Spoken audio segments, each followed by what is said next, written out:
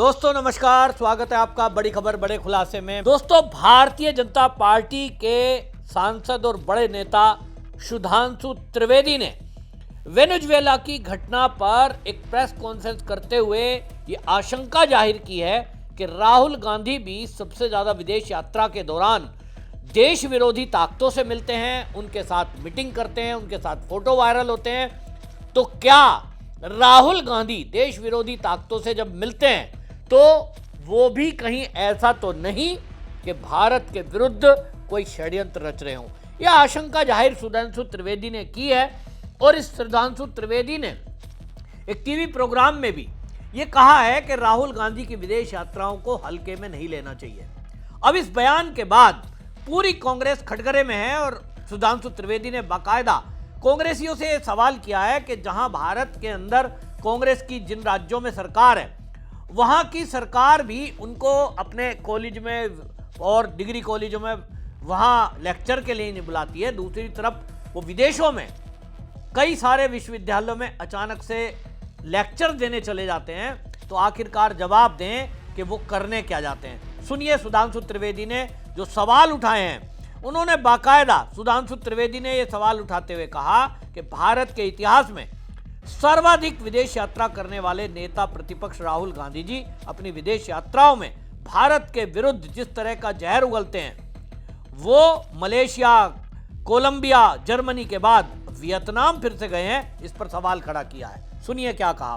भारत के इतिहास में सर्वाधिक विदेश यात्राएं करने वाले नेता प्रतिपक्ष राहुल गांधी जी, जो अपनी विदेश यात्राओं में भारत के विरुद्ध विषवमन करने के लिए विख्यात या यूं कहें कुख्यात हो चुके हैं। मीडिया में प्राप्त जानकारी के अनुसार मलेशिया, कोलंबिया और जर्मनी के बाद अब वो वियतनाम की यात्रा पर गए हैं।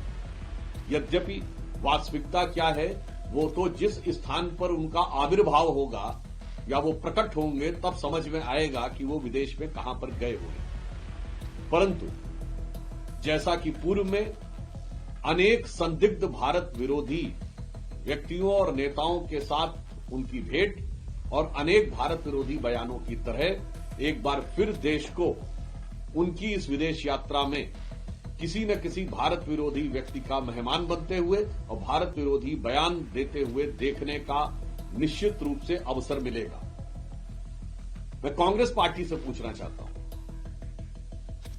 कि श्री राहुल गांधी जी, जिनको कांग्रेस शासित किसी राज्य के का कोई भी मुख्यमंत्री किसी विश्वविद्यालय, विद्यालय या किसी प्रबुद्ध सभा तक में बुलाना आवश्यक नहीं समझता है, उन्हें विदेश में कौन से लोग हैं जो उनका बारंबार स्वागत करने के लिए और भारत के विरुद्ध हाहाकार मचाने के लिए निरंतर बुलाते रहते हैं। कांग्रेस पार्टी को इसका खुलासा करना चाहिए।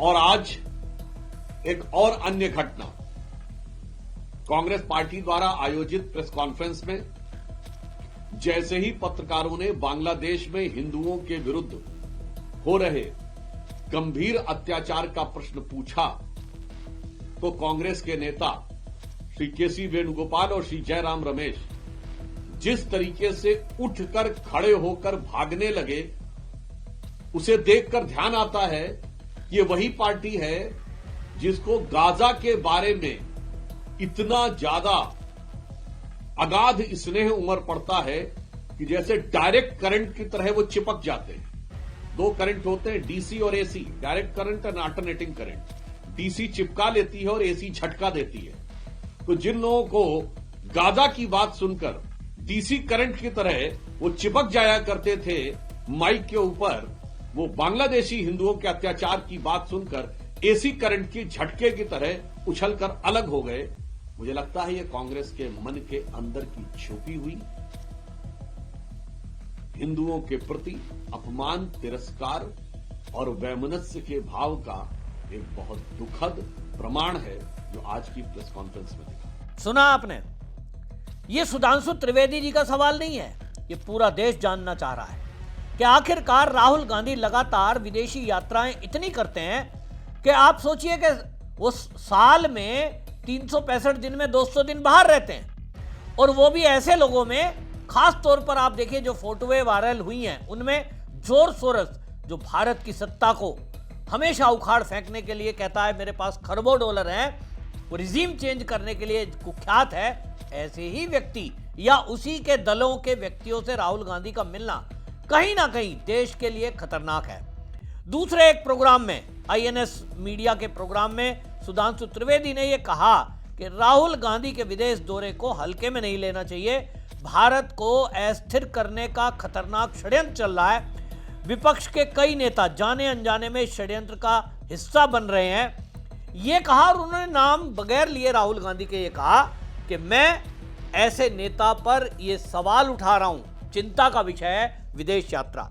सुना आपने सुधांशु त्रिवेदी की जो चिंता है वो यूं ही नहीं है। 2014 में जब मोदी सत्ता में आए तो इनको लगा कि चलिए एंटी इनकम्पेंसी थी, भ्रष्टाचार के कई मुद्दे उठे थे, और इनको लगा कि मोदी अचानक से आ गए हैं लेकिन अगली बार हम उखाड़ फेंकेंगे। लेकिन 19 के चुनाव में जब मोदी जी फिर से प्रधानमंत्री बने तो कांग्रेसी जो है अपना धैर्य खो बैठे, खास तौर पे गांधी परिवार, और तभी से षड्यंत्र शुरू हो गए। 19 के बाद आप याद करिए किस तरह से किसान आंदोलन, सीए का प्रोटेस्ट, इंटॉलरेंस जैसा शब्द, अवार्ड वापसी गैंग, बॉलीवुड में पूरा एक इस बात को लेकर के हल्ला, और मीडिया के जरिए फर्जी नैरेटिव बनाया गया, और उसका नतीजा यह है कि लगातार आज भी पहले ईवीएम चोरी करी गई, फिर अब बताया गया कि साहब वोट चोरी हो रही है, वोटर लिस्ट में गड़बड़ी है। सारी राहुल गांधी के द्वारा की गई जो भी आरोप लगाए, चुनाव आयोग ने उसका एक एक करके जवाब दिया। जितनी भी प्रेजेंटेशन राहुल गांधी ने दी वो सब फर्जी पाई गई। कुछ गड़बड़ियां वोटर लिस्ट में थी और वो की जाती है, ये हो सकती है क्योंकि जो बीएलए है वो उसके हाथ में कुछ होता नहीं है, और बीएलओ जो होता है वो राज्य सरकार के अधीन कर्मचारी है। कोई भी कर्मचारी अपने एंट्री करने पे कंप्यूटर के अंदर कोई भी गड़बड़ी कर सकता है। राहुल गांधी ऐसी गड़बड़ियों को एक्सपोज कर रहे थे तो चुनाव आयोग ने कहा कि ये वोट चोरी नहीं है जनाब, इसीलिए हम पूरे देश में एसआईआर करा रहे हैं ताकि वोटर लिस्ट को ठीक किया जा सके। आप अपनी पार्टी के बीएलए के हमारे साथ लगाइए और इन अशुद्धियों को ठीक करिए, बजाय उसके राहुल गांधी वोट चोरी कैंपेन चला रहे थे। ठीक इसी तरह जैसे बांग्लादेश में चला, सत्ता परिवर्तन हो गई, श्रीलंका में चला वोट चोरी का मुद्दा, सत्ता परिवर्तन हो गई, पाकिस्तान में चला वोट चोरी का मुद्दा, सत्ता परिवर्तन हो गई, और नेपाल में जैन जी आंदोलन के बाद राहुल गांधी ने शब्द दे दिया जैन जी आंदोलन। तो राहुल गांधी जिस तरह से देश के अंदर जैन जी आंदोलन चलाने का सपना देख रहे हैं, कहीं ना कहीं सुधांशु त्रिवेदी की जो आशंका है सच होती हुई दिख रही है। और जिस तरह से अभी अमेरिका ने वेनेजुएला के राष्ट्रपति को गिरफ्तार किया है, निकोलस मादुरो को, यह अपने आप में आशंका पैदा करती है। और इसीलिए मुझे लगता है कि राहुल गांधी ने कई भरी सभाओं में मोदी को कहा है कि देखना एक दिन ऐसा आएगा मोदी को लोग डंडे मारेंगे, डंडे से मारेंगे, हमारी सरकार आएगी, हम मोदी को जेल में डाल देंगे। जो आम आदमी पार्टी का सांसद संजय सिंह है वो तो ये कह रहा था कि हमारी सरकार आ जाए तो 2 घंटे के अंदर इन सबको बंद कर देंगे। मतलब ये सब के सब जो भाषा बोल रहे हैं ये ठीक इसी तरह बोल रहे हैं जो वेनेजुएला का राष्ट्रपति निकोलस मादुरो आज जेल के अंदर बंद अमेरिका ने किया है। मैं उस मुद्दे पर नहीं जाऊंगा कि अमेरिका ने क्या बहाना लगाया है।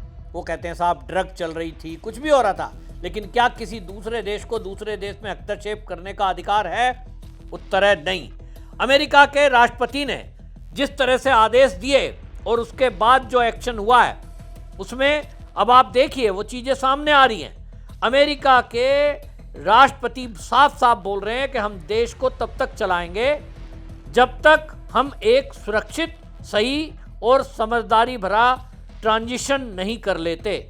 इसलिए हम नहीं चाहते कि कोई और इसमें शामिल हो और हमारे सामने वही स्थिति हो जो पिछले सालों से थी। हम वेनेजुएला के महान लोगों के लिए शांति, आज़ादी, न्याय चाहते हैं। सोच रहे हो क्या कह दिया है इन्होंने? साफ कह दिया कि तब तक हम सरकार चलाएंगे जब तक हम एक स्थिर सरकार यहां नहीं बनवा देते।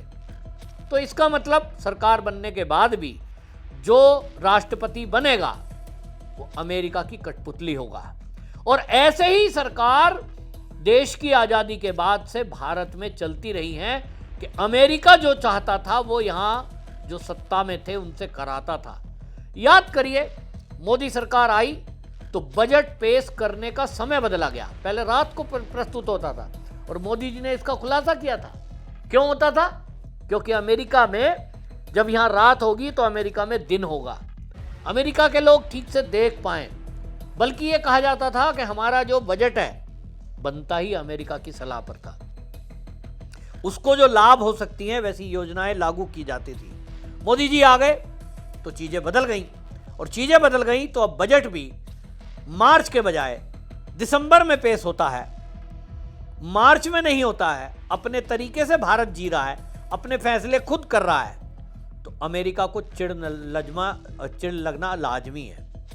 और इसीलिए चीन हो या अमेरिका, सबको लग रहा है कि अब भारत को काबू करना मुश्किल है। और इसीलिए जो वो श्रीलंका में उसने किया, जो बांग्लादेश में किया, जो नेपाल में किया, जो पाकिस्तान में किया, अब वो भारत में भी करने के लिए अपना जो 0.5 मोर्चा है, जिसका जिक्र विपिन रावत जी जो स्वर्गीय सीडीएस थे उन्होंने किया था, ये 0.5 मोर्चे पर देश के अंदर मीडिया, देश के अंदर बैठे हुए राजनीतिक दलों के नेता, देश के अंदर बैठी हुई एनजीओ चलाने वाले तथाकथित समाजसेवी, और यहां जो कलाकार हैं, और उसके अलावा जो कट्टरपंथी लोग हैं, इन सबके गठजोड़ के माध्यम से भारत के अंदर अराजकता पैदा करने की कोशिश में है।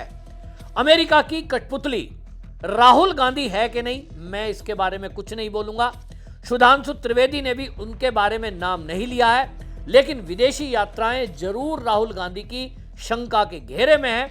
सुधांशु त्रिवेदी ने भी यही सवाल किया है कि कांग्रेसी ये जवाब दें कि जो राहुल गांधी की विदेश यात्रा है, आखिरकार राहुल गांधी ऐसे देशों में क्यों जाते हैं जहां देश विरोधी, भारत विरोधी एक्टिविटी चलती हो, और ऐसे लोगों से क्यों मिलते हुए देखे जाते हैं जो भारत विरोधी हैं। जो सवाल उठाया है, अब कांग्रेसियों के एक बयान को दिखाता हूं। सुरेंद्र राजपूत कांग्रेसी हैं, और ये Surendra Rajput social media x पर ये एक पोस्ट लिखते हैं। ये नेशनल मीडिया पैनलिस्ट हैं कांग्रेस के, और ये क्या लिख रहे हैं उसी से आपको पता लग जाएगा कांग्रेस की सोच क्या है। इन्होंने वेनेजुएला में जो हुआ है उसको लिख रहे हैं, वेनेजुएला को ईवीएम, चुनाव आयोग और गोदी मीडिया की वोट चोरी ने बर्बाद कर दिया। वोट चोरी की दास्तान पढ़िए। मदुरो वेनेजुएला के राष्ट्रपति एक वोट चोर थे। 2018 में से उनके खिलाफ वोट चोर गद्दी छोड़ आंदोलन चल रहा था। मदुरो कहता था एक अकेला सब पर भारी, पूर्व नेताओं को गाली देता था, इतिहास बदलता था, विश्व गुरु वाली सारी नीच हरकत और ड्रामा करता था। 2024 में चुनावों में मदुरो की जीत उन सबूतों में आखिरी कील साबित हुई। पूरे विश्व में ईवीएम से वोट चोरी का इस तरह का सबूत हो नहीं सकता। सोच रहे हैं क्या लिख रहा है? ये पूरी वही पैटर्न है जो राहुल गांधी भारत में कर रहे हैं। ये खुद से कांग्रेसी सुरेंद्र राजपूत ने पोल खोली है, राहुल गांधी जो कैंपेन भारत में चला रहा है। आगे लिखते हैं, एल्विस अमोरोसो वेनेजुएला का केचुआ है। ये केचुआ शब्द आप गौर करिए, सोशल मीडिया पे कांग्रेसी पैनलिस्ट, कांग्रेसी प्रवक्ता और इनका आईटी सेल इस शब्द को इस्तेमाल कर रहा है। किसके लिए? चुनाव आयुक्त के लिए। और मेरी बात गौर से आप चेक कर लीजिए। तो यहां राजपूत लिखते हैं, ये एल्विस अमोरोसो वेनेजुएला का केचुआ है, बेशर्मी से मादुरो का समर्थन करता है। केचुआ को मादुरो ने ही कुर्सी पर बिठाया था। इसका काम चुनावों में धांधली था। वोटर लिस्ट ईवीएम पर सब कुछ हैक हुआ। केचुआ एल्विस एमोरोसो ने वेनेजुएला की विपक्षी नेता मारिया के चुनाव लड़ने पर रोक लगा दी थी। ये पूरा पोस्ट लंबा चौड़ा है, अगर मैं इसको पढ़ूंगा तो आप खुद पढ़िए, क्योंकि आपको लगेगा कि जो मैं बोल रहा हूं वो ऐसे ही नहीं है। ये एक एक शब्द कांग्रेस की खुद, राहुल गांधी की खुद ये कांग्रेसी पोल खोल रहे हैं कि किस तरह की स्क्रिप्ट इनको लिखकर मिलती है कि ये अमेरिका को सही ठहरा रहे हैं, अमेरिका के ऑपरेशन को सही ठहरा रहे हैं। और ये वहां के राष्ट्रपति की गिरफ्तारी को सही बता रहे हैं। यही लोग हैं जो पाकिस्तान से कांग्रेसी मदद मांगने गए थे कि हमारी मदद करिए भारत में सरकार बनाने के लिए। तो राहुल गांधी की विदेश यात्रा और कांग्रेस की ये टूल किट, ये अपने आप में आशंका जाहिर करती है कि क्या सुधांशु त्रिवेदी जो चिंता जाहिर कर रहे हैं उनकी चिंता जायज है, कि क्या ये राहुल गांधी का मोदी को हटाने के लिए सत्ता से कोई बहुत बड़ा एक षड्यंत्र रचने की तैयारी विदेश की यात्राओं में हो रही है। कांग्रेस जो यहां वोट चोरी का मुद्दा उठा रही है, क्या ये उसी का हिस्सा है? क्योंकि भारत का कोई भी नागरिक राहुल गांधी और कांग्रेस के इस वोट चोरी मुद्दे में इनके साथ शामिल नहीं है। सबका विश्वास है कि वोट चोरी कोई मुद्दा ही नहीं है। अभी हाल ही में कर्नाटक में कांग्रेस की सरकार है, वहां ईवीएम को लेकर जो सर्वे हुआ उसमें भी 85% लोग ये कह रहे हैं कि ईवीएम बिल्कुल सही है। इसका मतलब ये राहुल गांधी का अपना सत्ता पाने के लिए कोई एक षड्यंत्र है, कोई एक विशेष अभियान है। इसकी जांच होना बहुत जरूरी है। तो आप अपनी राय रखिए कि सुधांशु जी जो चिंता जाहिर कर रहे हैं, क्या राहुल गांधी भारत में भी अमेरिका के और चीन के सहायता से मोदी को हटाने के लिए कुछ इस तरह का षड्यंत्र रच सकता है? अपनी राय रखिए, वीडियो शेयर भी करिए ताकि देश को पता चले कि आखिरकार राहुल गांधी की विदेश यात्राओं को लेकर किस तरह की चिंता जाहिर की जा रही है और कांग्रेसियों की टूल किट का खुलासा हो सके। वंदे मातरम।